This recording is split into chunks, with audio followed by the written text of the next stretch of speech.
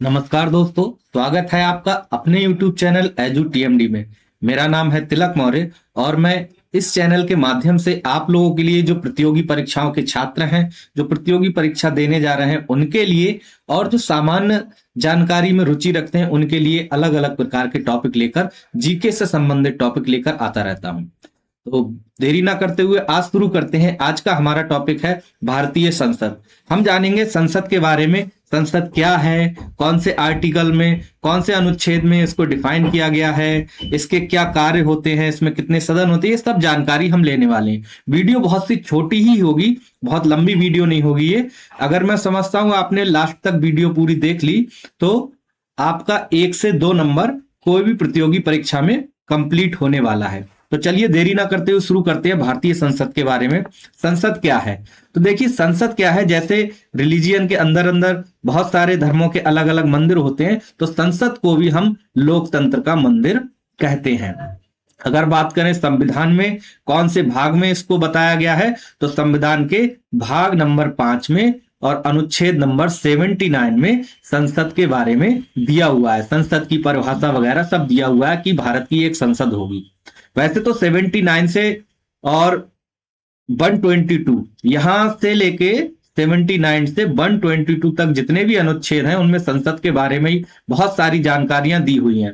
संसद के गठन के बारे में, संरचना के बारे में, अवधि के बारे में, वहां के अधिकारियों के बारे में, प्रक्रियाओं के बारे में और वहां की शक्तियों का उल्लेख, संसद की कौन कौन सी शक्तियां होती हैं, ये सब डिफाइन किया गया है।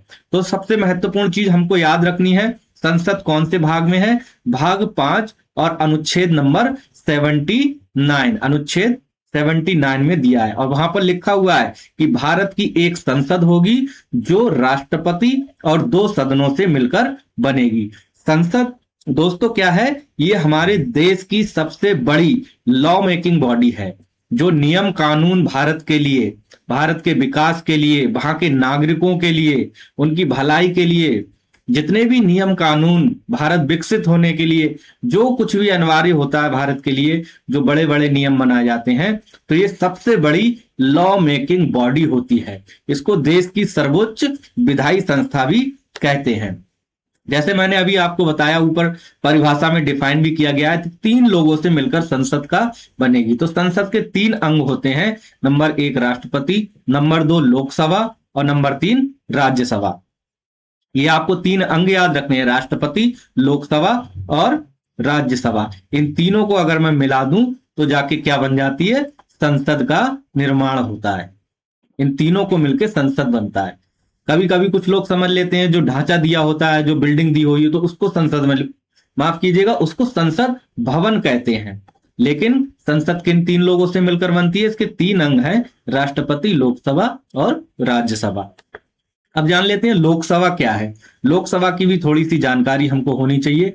देखिए 2 सदन है हमारे, एक लोकसभा और एक राज्यसभा, लोकसभा और राज्यसभा। तो जो हमारा निचला सदन है, लोअर हाउस जिसको बोलते हैं, इसको लोकसभा बोलते हैं। लोकसभा को निचला सदन भी बोलते हैं, हाउस ऑफ द पीपल बोलते हैं, लोकप्रिय सदन भी बोलते हैं, लोअर हाउस भी बोलते हैं। हाउस ऑफ द पीपल इसलिए क्योंकि यहाँ पे जितने भी सदस्य आते हैं चुनकर, वो सीधे सीधे जनता के द्वारा प्रत्यक्ष मतदान करके चुन के आते हैं। डायरेक्ट जनता उनको चुनकर इस लोकसभा में भेजती है, जिनको हम क्या कहते हैं? एमपी कहते हैं। हालांकि राज्यसभा के जो मेंबर होते हैं वो भी मेंबर ऑफ पार्लियामेंट होते हैं, संसद के सदस्य, और लोकसभा के जो सदस्य हैं उनको भी हम एमपी ही कहेंगे, मेंबर ऑफ पार्लियामेंट कहेंगे। तो बात कर लेते हैं लोकसभा में सीटें। तो अधिकतम सीटें इसमें 550 यानी 550 सीटें होती हैं और इनके जो सदस्य होते हैं उनका कार्यकाल 5 वर्ष का होता है। और यहाँ पे जो अध्यक्षता करता है लोकसभा की, उसको लोकसभा स्पीकर कहते हैं। दूसरी बात करते हैं राज्यसभा की। राज्यसभा को उच्च सदन कहते हैं। इसमें इंपॉर्टेंट चीज 2 में यह है, कभी कभी क्वेश्चन आता है कि उच्च सदन कौन सा है और निम्न सदन कौन सा है। तो आपको तुरंत याद रखना है, लोकसभा क्या है? हमारा निम्न सदन है, और राज्यसभा क्या है? हमारा उच्च सदन है। तो राज्यसभा हमारा उच्च सदन है, इसको काउंसिल ऑफ स्टेट कहते हैं। इसकी सीटों की बात करें तो इसमें अधिकतम 250 सीटें हैं। इसको स्थायी सदन कहते हैं। ये कभी भंग नहीं हो सकता। लोकसभा को तो एक बार भंग किया जा सकता है, लेकिन राज्यसभा को कभी भी भंग नहीं कर सकते। इनके अगर जो सदस्यों के कार्यकाल देखें तो वो 6 वर्ष का कार्यकाल है, और 6 वर्ष तक हमेशा सभी एक साथ नहीं रहते, ना एक साथ रिटायर होते हैं। उसका नियम क्या है कि प्रत्येक 2 साल में जो 250 लोग हैं, या जो जितने भी चुनकर लोग आए हैं, प्रत्येक 2 साल में 1/3 सदस्य वहां पर रिटायर होते हैं। हर 2 साल में 1/3 सदस्य रिटायर होते हैं। और इसकी जो अध्यक्षता करता है उसको अध्यक्ष नहीं कहते, उसको कहते हैं सभापति। और सभापति कौन होता है राज्यसभा का? जो भारत का उपराष्ट्रपति होगा वही उसका सभापति कहलाएगा। इसमें मनोनीत सदस्य किए जाते हैं 12, जो कि राष्ट्रपति के द्वारा किए जाते हैं, जो अलग अलग क्षेत्रों से आते हैं। कला, साहित्य, विज्ञान और समाज सेवा, ऐसे क्षेत्रों से 12 लोगों को मनोनीत किया जाता है। पहले लोकसभा में भी, जो अभी हम बात कर रहे थे लोकसभा की, पहले लोकसभा में भी मनोनीत किए जाते थे, लेकिन अब ये एंग्लो इंडियन 2 मनोनीत किए जाते थे, लेकिन अब इसको खत्म कर दिया गया है। अब लोकसभा में मनोनीत नहीं किए जाते। अब केवल राज्यसभा में ही 12 सदस्यों को राष्ट्रपति द्वारा मनोनीत किया जाता है, जिनके क्षेत्र क्या होते हैं? कला, साहित्य, विज्ञान और समाज सेवा। अब बात करते हैं संसद आखिर करती क्या। तो संसद के कुछ प्रमुख कार्य हैं, वैसे तो बहुत सारे कार्य हैं, लेकिन कुछ प्रमुख कार्य हैं वो आपको बता देता हूं। जैसे विधेयक, बिल पेश करना। कोई भी कानून बनाना है तो कानून बनाने से पहले वहां पर संसद में, चाहे वो लोअर हाउस हो या अपर हाउस हो, लोकसभा हो या राज्यसभा हो, उसमें सबसे पहले बिल पेश किया जाता है। उसको विधेयक बोलते हैं या बिल भी बोलते हैं। जब वो बिल पास हो जाता है, और पास होने के बाद जब उस पर राष्ट्रपति की मोहर लग जाती है, दोनों सदनों से पास होने के बाद जब राष्ट्रपति की मोहर लग जाती है, तब वो क्या बन जाता है? तब वो कानून बन जाता है।